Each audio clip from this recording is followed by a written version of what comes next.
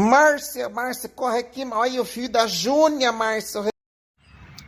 Então, e falar de família, e falar de história, nada melhor do que falar também no meio da natureza. Porque, gente, nós muitas vezes trazemos para nossa família secundária, ou seja, para a família que a gente formou, muito dos comportamentos que aprendemos com a nossa família de origem. E aí é esse o BO que dá.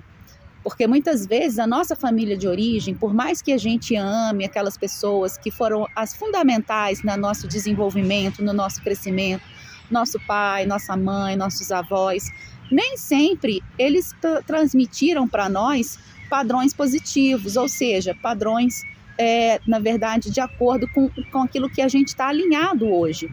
Então, isso dá uma série de problemas, como eu falei, na constituição da nossa família secundária. Então, a gente não precisa, preste atenção no que eu vou falar, nós não precisamos repetir esses padrões negativos na nossa história atual, na nossa família atual. A gente tem o livre-arbítrio para poder separar aquilo que foi bom, que foi produtivo, daquilo que não foi tão bom assim. Então, por exemplo, eu gosto muito de falar, quando eu estou ministrando as oficinas de parentalidade, a respeito dos comportamentos ligados aos vícios. Então, por exemplo, a gente pega, às vezes, pessoas que foram criadas em lares onde esteve presente o alcoolismo, repetindo esse mesmo padrão. Da mesma forma, violência doméstica. Às vezes a pessoa ela não consegue compreender, isso não é, às vezes, nem sempre, essa repetição de padrão é consciente. Na maioria das vezes, esse processo é um processo inconsciente que as pessoas precisam estar muito ligadas ao que elas estão fazendo, ao que elas estão trazendo nos comportamentos. E aí as pessoas geralmente têm dois tipos de atitudes. Ou elas repetem o padrão de uma forma cega, numa espécie de honra ao sistema familiar. Ou seja, o que você quer dizer com isso, Márcia, honra?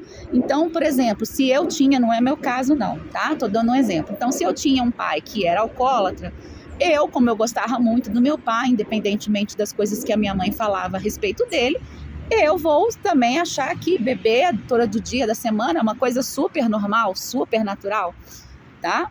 Da mesma forma, se eu tinha um pai violento, se eu cresci num lar, também trazendo como exemplo, assistindo a violência se repetir, seja ela física, seja ela verbal, eu vou replicar isso no meu dia a dia, na minha família secundária, porque eu amo meu pai, né? Então, assim, a gente acaba repetindo.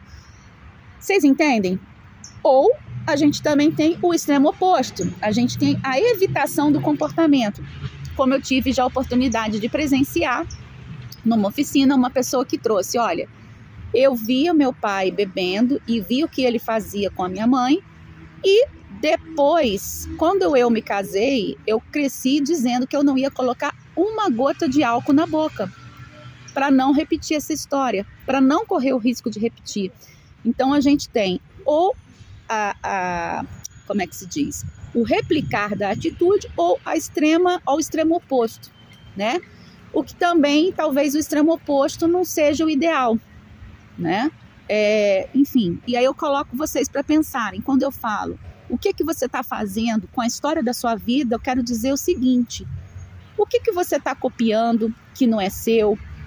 O que você está pensando, quais os seus padrões, quais as suas crenças, aquilo que foi incutido quando você era criança, como certo, como errado. Será que é isso mesmo? Será que é tão certo assim? Será que é tão errado assim? Cabe a gente refletir, cabe a gente pensar, tá bom?